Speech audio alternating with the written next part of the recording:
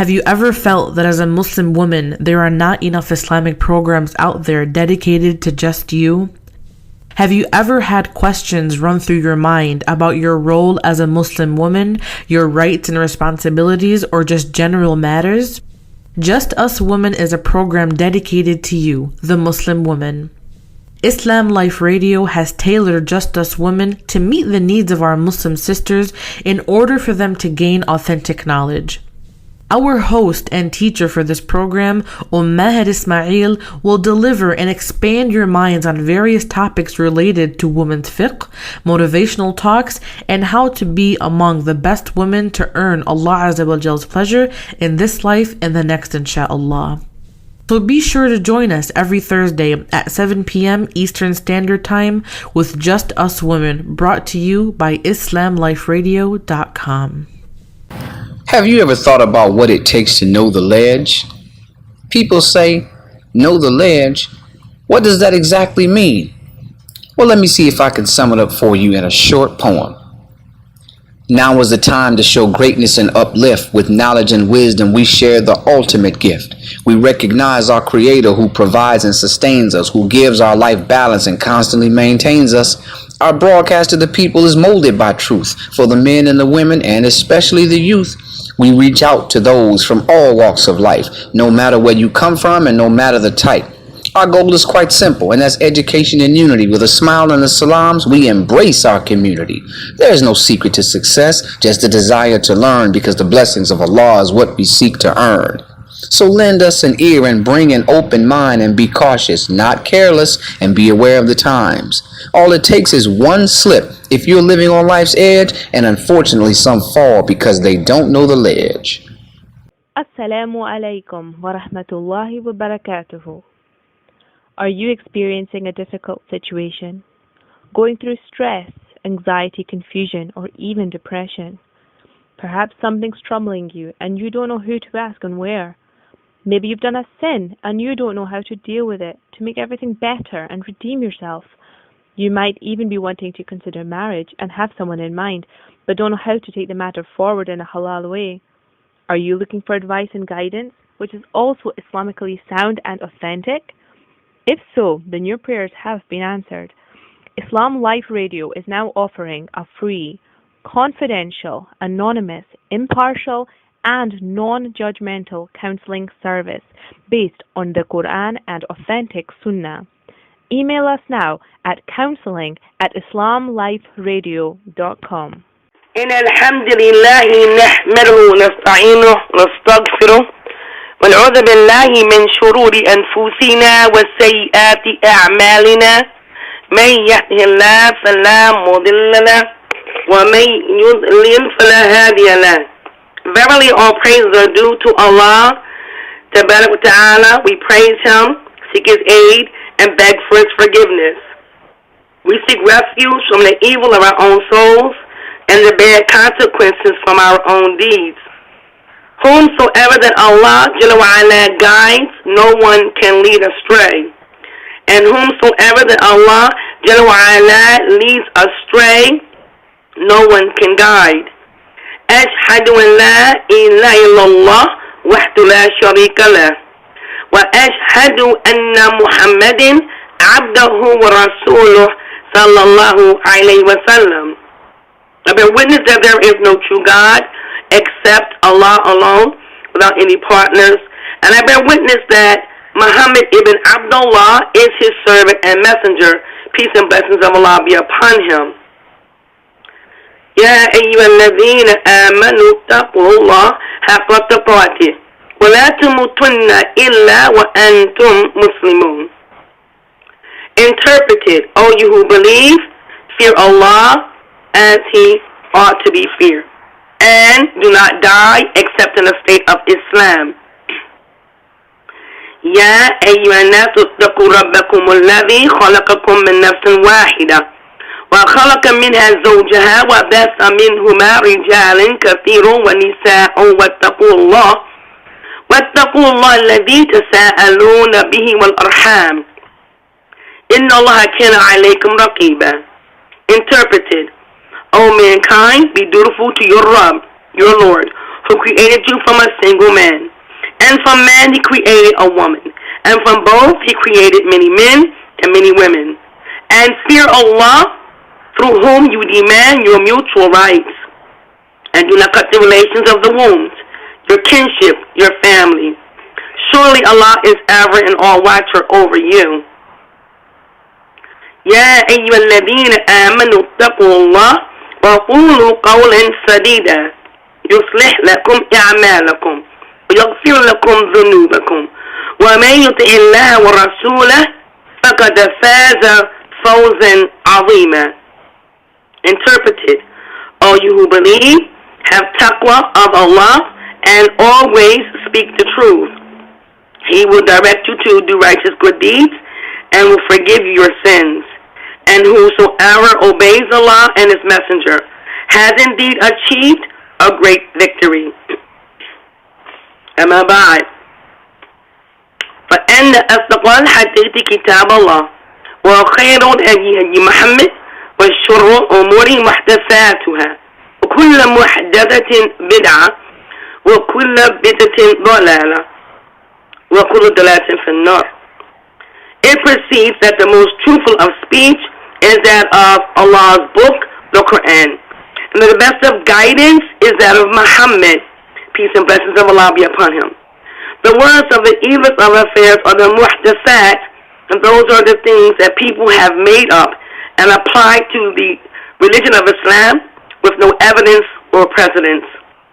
And every muhdatha, innovated matter, is a bid'ah in innovation. And every bid'ah is a dalala, misguidance, a misguidance. And every dalala is in the fire of hell. We seek refuge in Allah from that destination. Ameen. Fadilat Shaykh Muhammad ibn Salih al-Uthaymeen, rahimahullah, stated, seeking Islamic knowledge is for kifaya. If enough people undertake this duty, it becomes sunnah for the rest of them. Seeking knowledge may become far'ain, obligatory upon each individual. In the case of knowledge of an act of worship he wants to do or an action he wants to engage in. In this case, he has to know how to worship Allah by this act of worship or how to engage in this interaction. As the Shaykh mentioned, Islamic knowledge is classified into two categories. Fard kifaya, the first of which, Fard kifaya, meaning optional knowledge. Optional knowledge. This is not a duty required upon every individual. Rather, it falls upon the community collectively as a whole.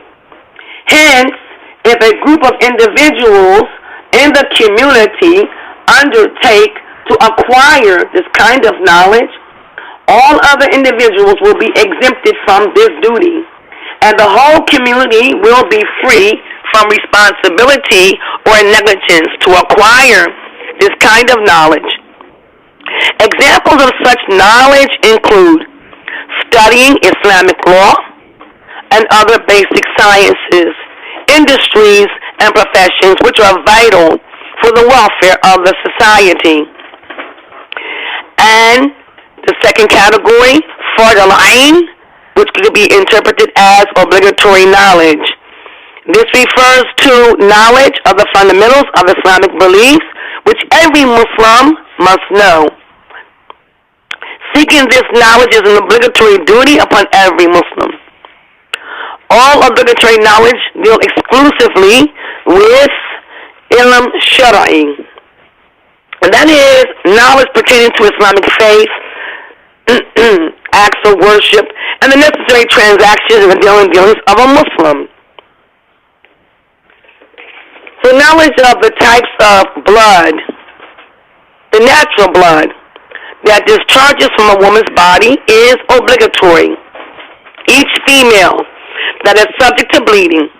Again, knowledge of the types of blood that discharges from a woman's body is obligatory upon each female that is subject to bleeding.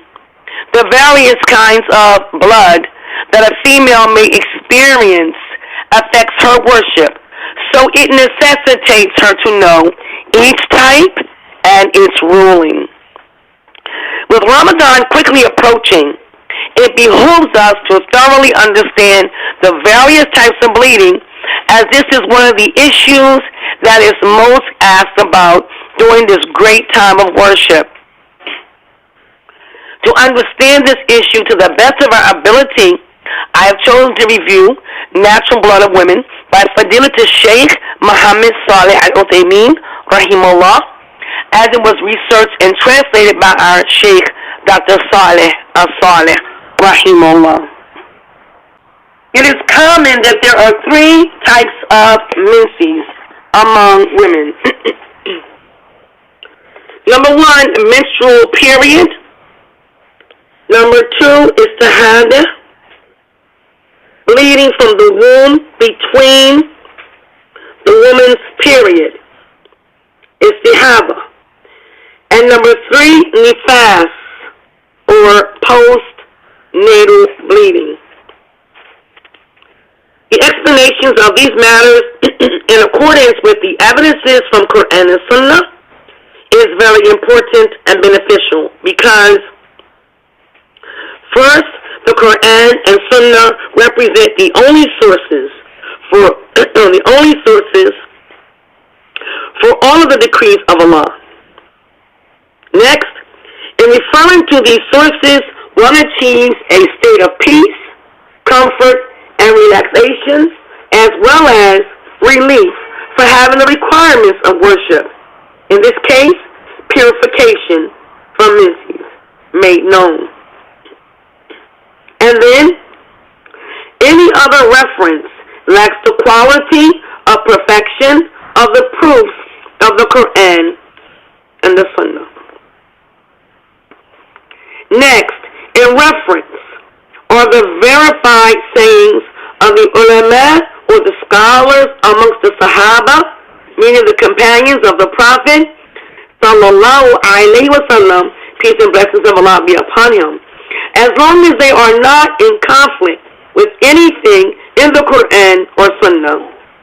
In case there is a contradictory saying by another Sahabi, another companion, then verification for the most substantiated proofs closest to evidences from Qur'an and Sunnah is sought. This is in confirmation to the saying of Allah, which is found in chapter 4 and Nisa, the women, verse 59, as it is interpreted. If you differ in anything amongst yourselves, refer it to Allah and His Messenger, sallallahu alaihi wasallam. If you believe in Allah and in the last day, that is best and more suitable for final determination. So with this in mind, a summarized letter explaining the Islamic laws regarding menses is presented. We begin with the meaning of menses. In the Arabic language, the word menses means the pouring and flowing of something. Again, in the Arabic language, the word menses means the pouring and flowing of something. According to its Islamic meaning, it is the blood that the female naturally releases without an outside cause. So again, it is the blood that the female naturally releases without an outside cause and during certain specific times. It is therefore a natural blood flow that is not related to disease. Again, it is a natural blood flow that is not related to disease, wound, abortion, or delivery. The characteristics of its flow clearly differ amongst women depending upon their overall condition, environment, and immediate surroundings. The wisdom behind it relates to the fact that when the embryo is in its mother's womb, it cannot receive nutrients even from the most merciful human beings. Allah Ta'ala created a system of blood secretions that carries the nutrients to the embryo via the umbilical cord. And that is why when a woman becomes pregnant, her blood stops and she will rarely have haid or menses. So now we look at the age at which menses starts and ends. Is there an age period? Menses occurs between the ages of 12 and 50. Although a woman may have it before or after, depending upon her conditions and environment. The ulama, the scholars of Islam, may Allah have mercy upon them all, differed whether there is a specific age period,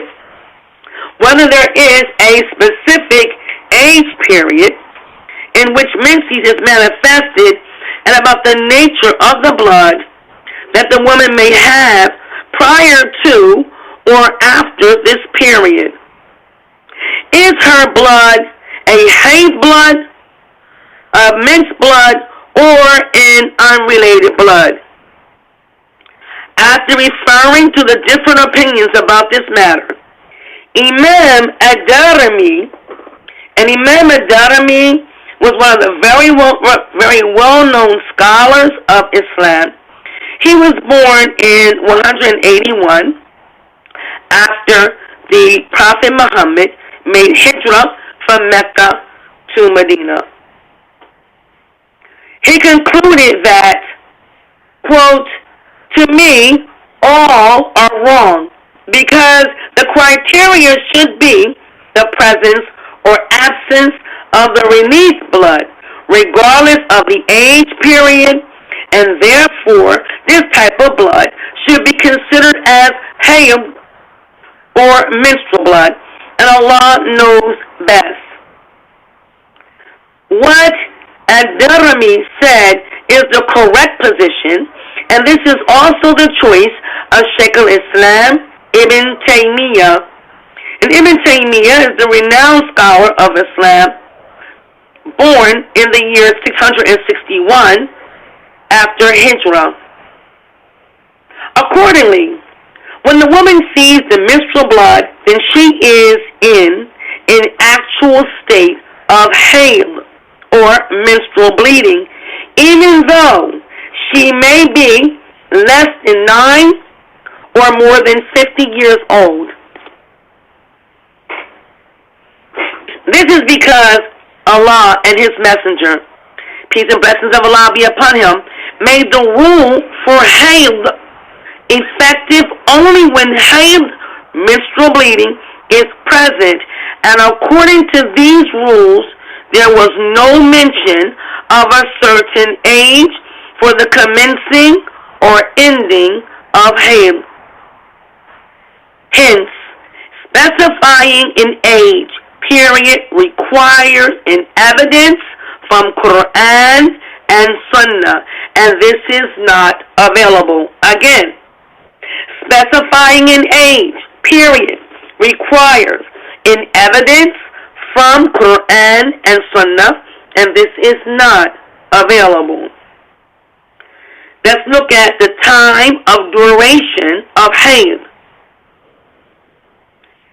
There is a great deal of dispute amongst the ulama, the scholars, regarding the period of time in which a woman is considered to be in hayd, on her menstrual flow. Some scholars say there is no limiting number of days for the existence of hayd, either light or intensive. Again, there is no limiting number of days for the existence of hayd, either light or extensive. This author says, this opinion is like that of Imam ad-Darimi, and it is the choice of Shaykh Islam.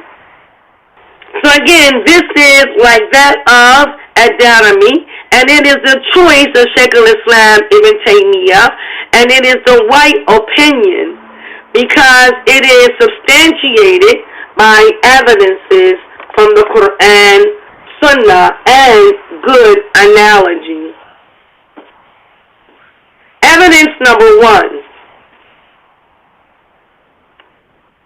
The saying of Allah, the Most High, as it is found in chapter 2 and Baqarah, verse 222, as it is interpreted. They ask you concerning menstruation. Say that it is an adha.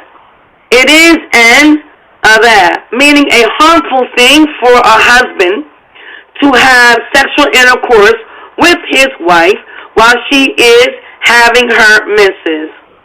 Therefore, keep away from women during menses and do not go unto them till they have been purified from menses and have taken a bath, until they have been purified from menses and have taken a bath.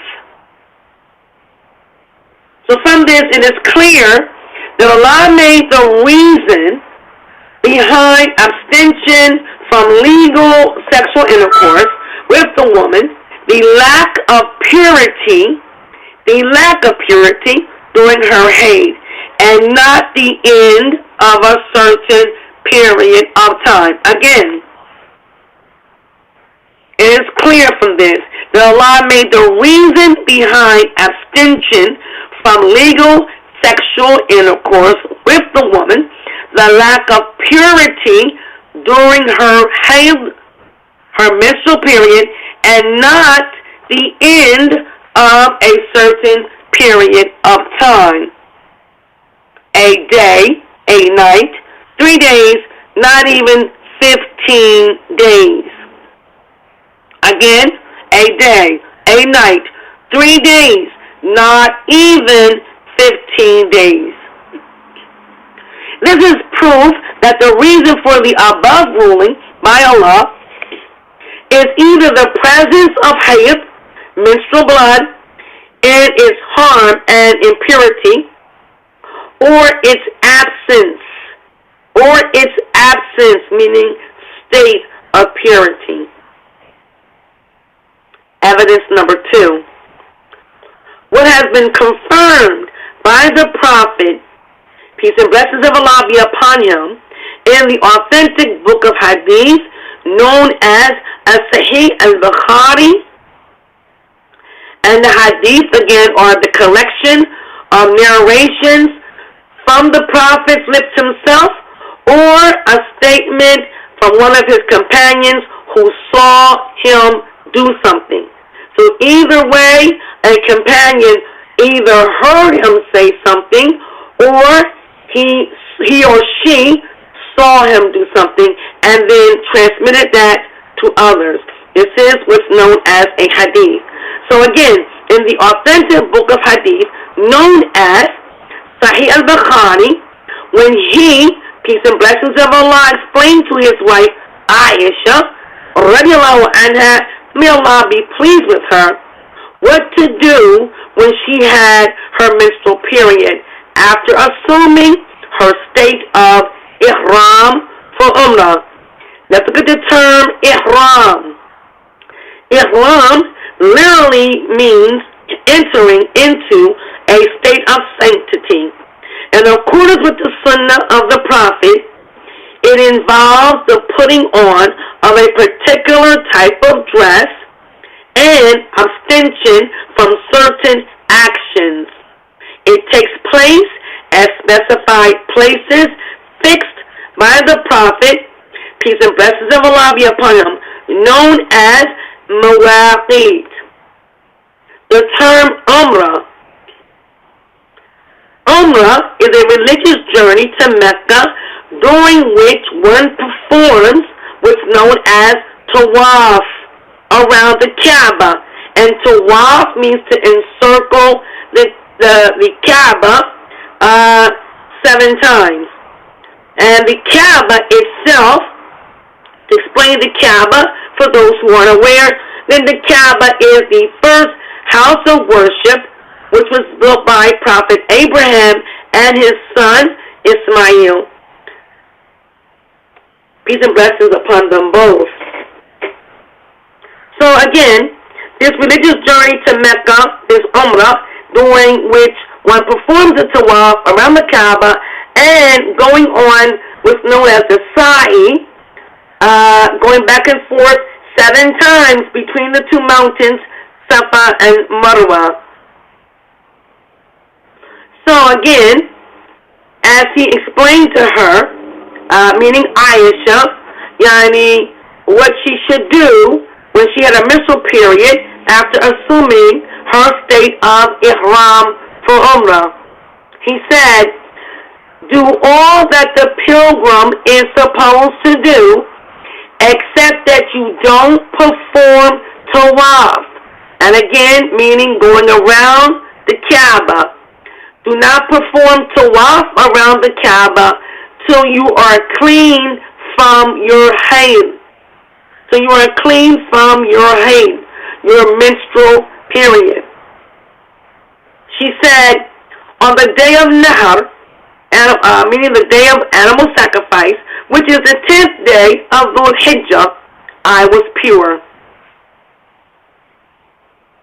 So it is also reported in another hadith, again from the collection of Sahih al-Bukhari, that the Prophet, peace and blessings of Allah be upon him, told her, meaning his wife Aisha, quote, wait till you become clean from your menses and then go to At-Tan'im, at a place, which is a place in Mecca, assuming ihram, and after performing Umrah, join us at such and such place. Again, he said, go to At-Tan'im, assuming ihram, and meaning after performing Umrah, join us at such and such place. So the Prophet, peace and blessings of Allah be upon him, made it clear that the reason behind preventing Aisha from performing the rites of Hajj is her state of cleanliness. Her state of cleanliness, and not a specified period for the duration of her menstrual bleeding. Again, it is clear that the reason behind preventing her from performing the rites of Hajj was her state of cleanliness and not a specified period for the duration of her menstrual bleeding. This indicates that the Islamic ruling regarding this issue is related to the presence or absence of menstrual blood. Evidence number 3. Estimates and details given by some jurists regarding the age at which menses starts and ends is not present in the Book of Allah and in the Sunnah of the Prophet, peace and blessings of Allah be upon him, although this issue is definitely needed and necessity demands its clarification. If it were obligatory to understand these estimates and to use them in the worship of Allah, then Allah and His Messenger would have clearly made it known to everyone. This is because of the importance. This is again because of the importance of the Islamic rulings that govern many aspects of worship of Allah and which depend upon the state of menses. For example, prayer, fasting, marriage, divorce, inheritance, and others. As it is known, Allah and His Messenger explain prayers, their numbers, their times, their bowing, and their prostration, their ruku' and their sujood. Zakat. And zakat is a specific kind of charity which is to be collected according to certain rules and regulations from the rich of the Muslims and distributed among the poor ones. It is one of the 5 pillars of Islam. So regarding zakat, its types of wealth and property. Nisab. Nisab, its due amount and its recipient. Regarding the term nisab, nisab is the required minimum amount possessed by a Muslim at the end of a year, meaning the Islamic calendar.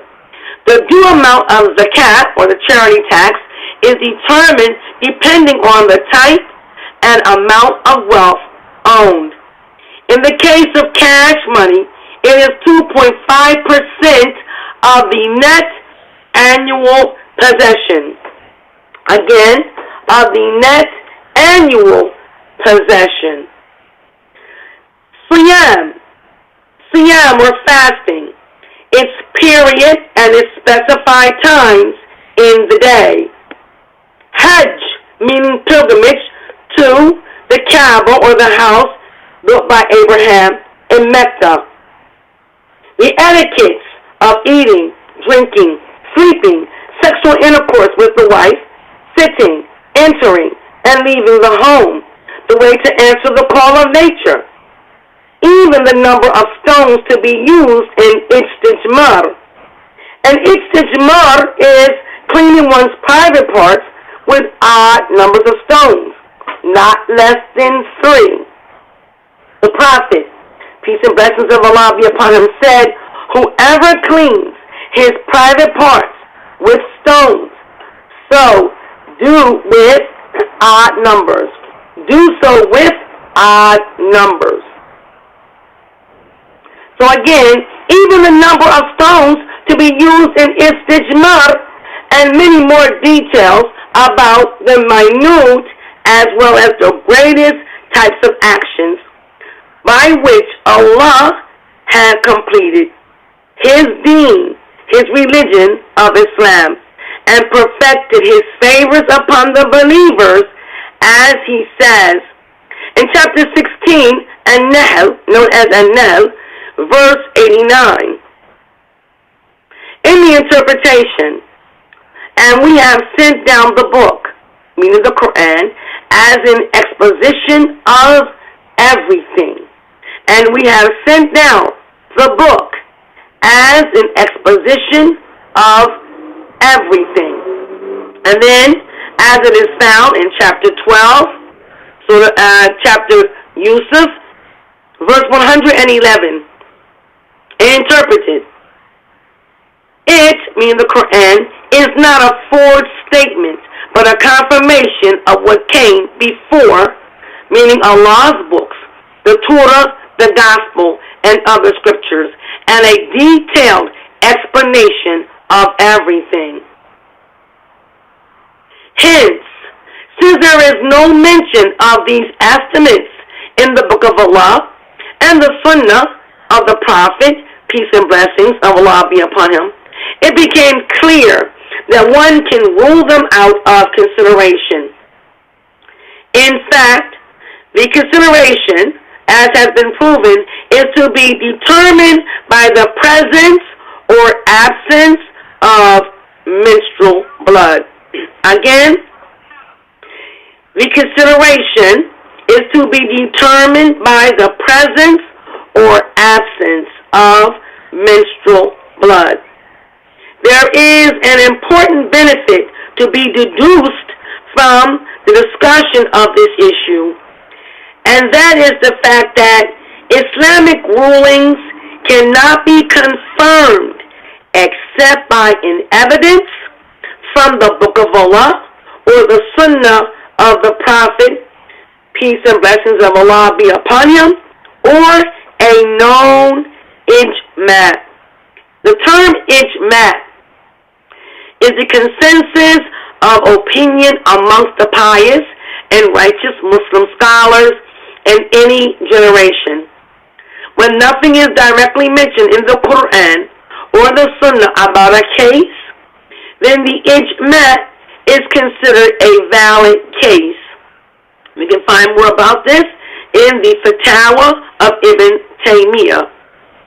Ijma' in Islam becomes abiding due to the fact that the Prophet, peace and blessings of Allah be upon him, has related in various authentic traditions that the scholars from among his ummah, his community, let's clarify the term ummah.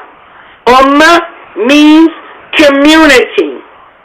From among his ummah will never arrive at a consensus that contains misguidance or error.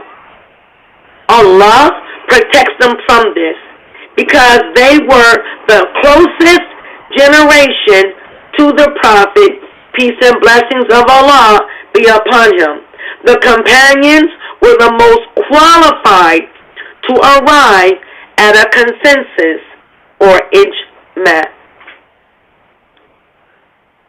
So again we say there is an important benefit to be deduced from the discussion of this issue, and that is the fact that Islamic rulings cannot be confirmed except by an evidence from the Book of Allah, meaning the Qur'an, or the Sunnah of the Prophet, peace and blessings of Allah be upon him, or a known ijma', or a good qiyas.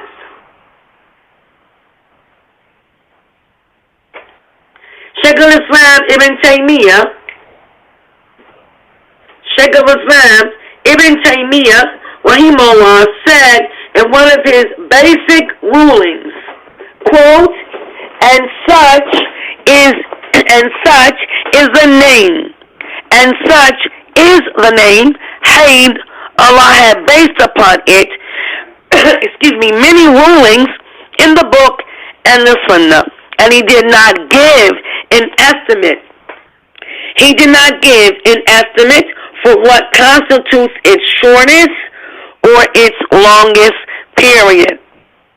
He also did not specify the time for which the woman is considered clean between any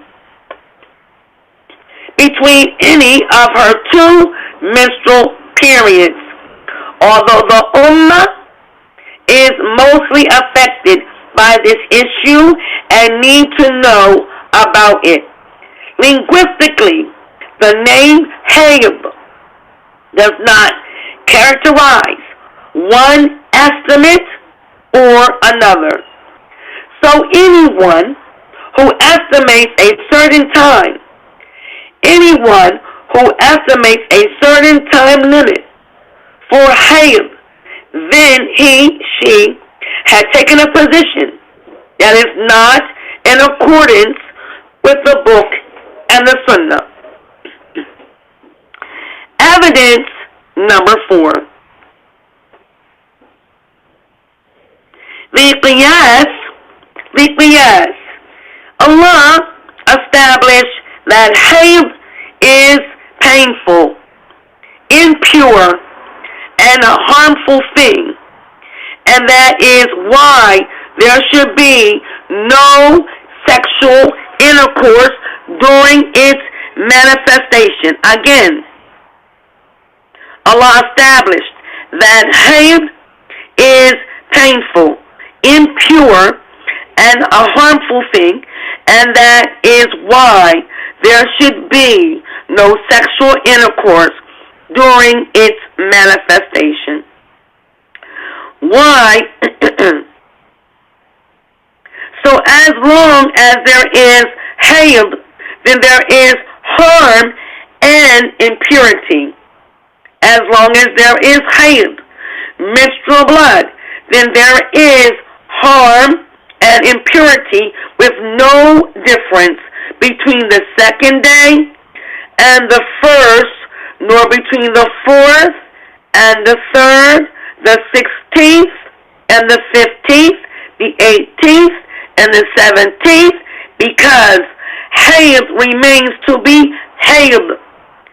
Hayd remains to be hayd and painful, and harm remains to be harm. So again, hayd remains to be hayd and painful, and harm remains to be harm. The reason is equally present in any of the days. Again, the reason is equally present in any of the days. So how can it be acceptable to have separate rulings, one for each day, although the existing reason governing the ruling about hayd is the same for both? This is against good qiyas. It is not that good qiyas is to consider equal application of the ruling on both days, because the reason behind the ruling equally exists in both of them. So again, it is not that good qiyas is to consider equal application of the ruling on both days, because the reason behind the ruling equally exists in both of them. Evidence number 5. The disagreements and disturbances in the sayings of those who specify a certain period of time for hayd indicates the absence of evidence for such sayings. These opinions were arrived at by ijtihad, and they are subject to being wrong or right, and none of these opinions have precedence over the other. And at times of dispute, matters have to be referred to Qur'an and Sunnah. Let's revisit the term ijtihad. Ijtihad is the process of arriving at reasoned decisions by well-learned scholars to suit new circumstances. Again, ijtihad is the process of arriving at reasoned decisions by well-learned scholars to suit new circumstances. It should be clear by now that the strongest ruling is that there is no time limitation for either the shortest or longest hayd, and accordingly, what the woman sees from her natural blood, other than a wound or something similar, is menstrual blood, without consideration for time estimates or age factors, except the case in which the flow of blood does not cease,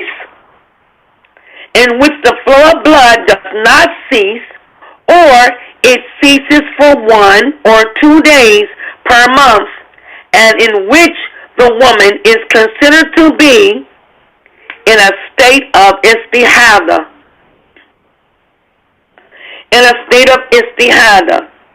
So one more time. There is no time limitation for either the shortest or longest hayd, and accordingly, what the woman sees from her natural blood, other than a wound or something similar, is menstrual blood, without consideration for time estimates or age factors, except the case in which the flow of blood does not cease, or it ceases for 1 or 2 days per month, and in which the woman is considered to be in a state of Istihadah. Now, Istihadah is considered blood not from either menstrual blood or from Nifaas, postnatal bleeding, and we'll get into that a little later. Shaykh al-Islam Ibn Taymiyyah, rahimahullah, said, basically, everything that comes out from the womb is hayd until an evidence can be established to indicate that it is Istihadah. He also said, any released blood is hayd blood unless it is known to be the type of wound blood or bleeding from a blood vessel. So again, any released blood is hayd blood, menstrual blood, unless it is known to be the type of wound blood or bleeding from a blood vessel. Not only this saying is the strongest view, but also it is the closest to understand and contemplate and easiest to practice.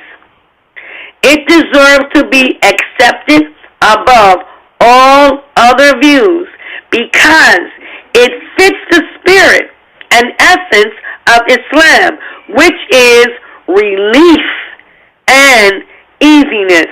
Again, it deserves to be accepted above all other views because it fits the spirit and essence of Islam, which is relief and easiness. And Allah the Most High stated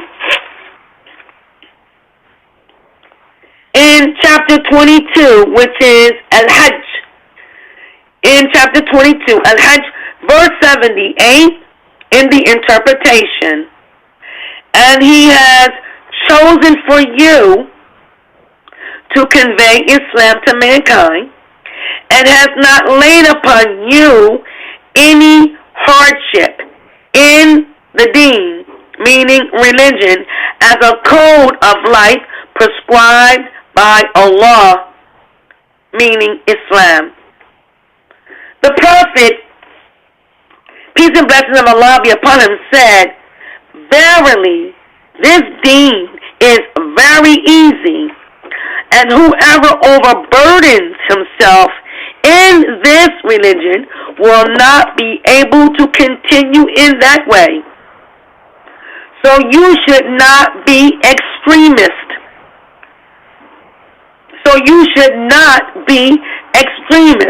But try to be near to perfection and receive the good tidings that you will be rewarded. End of quote. It is also known that part of the character of the Prophet, peace and blessings of Allah be upon him, is that whenever he had to choose between two matters,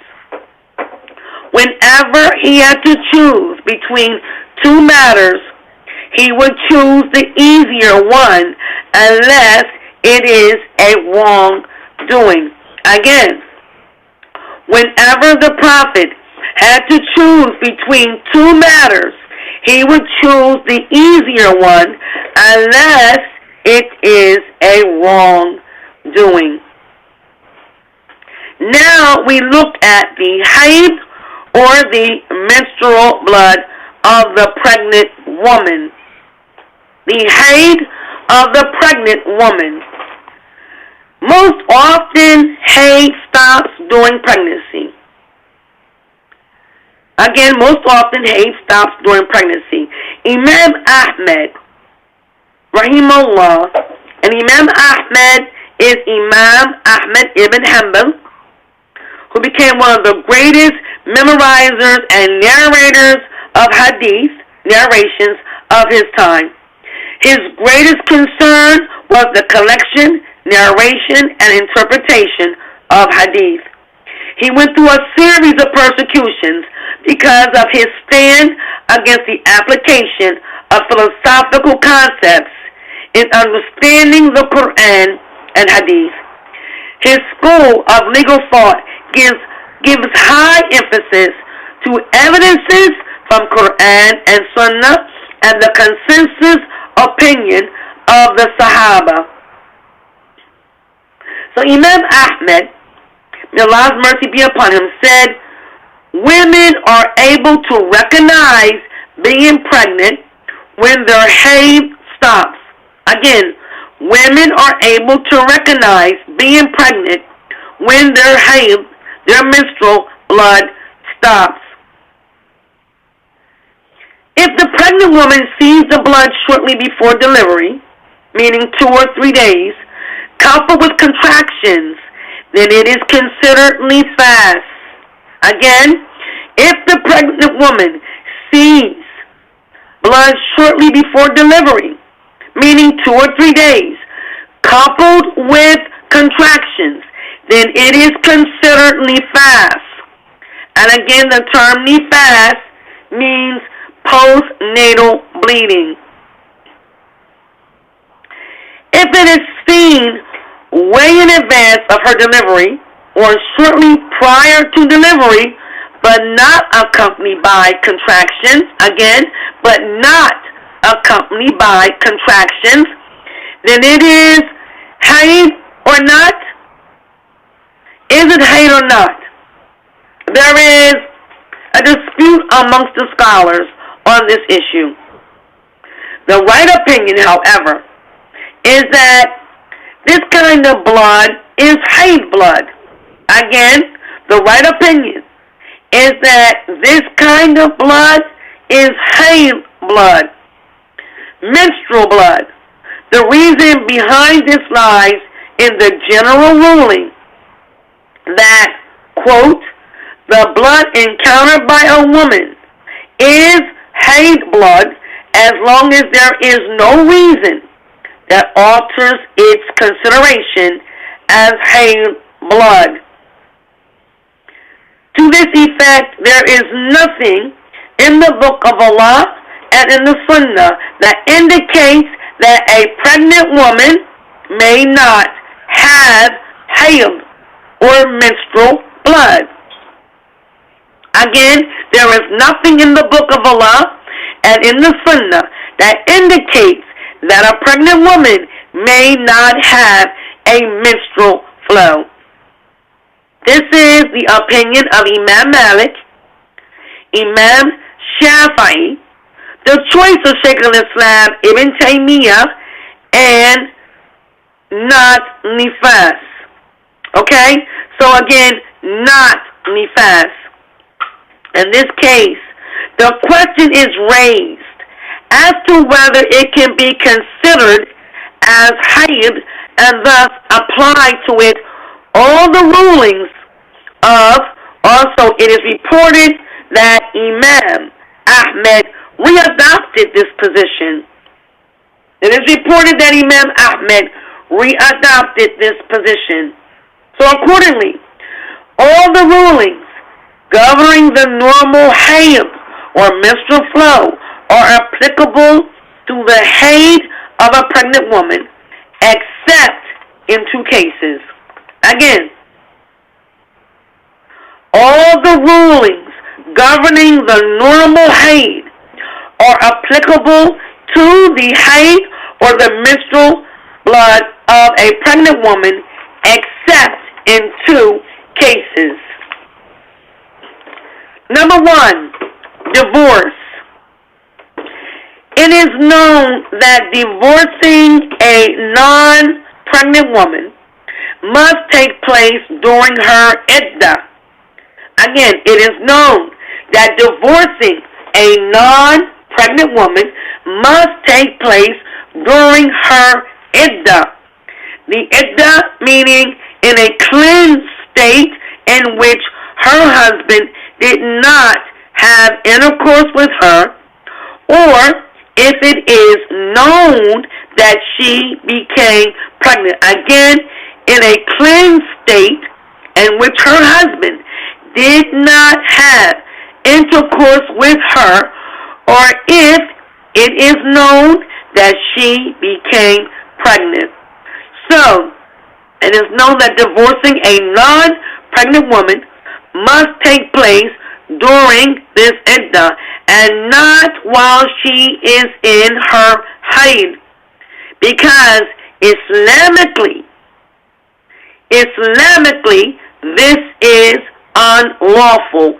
As Allah states in Surah or chapter At-Talaq, which is 65, in verse 1, as it is interpreted, when you divorce women, divorce them at their iddah.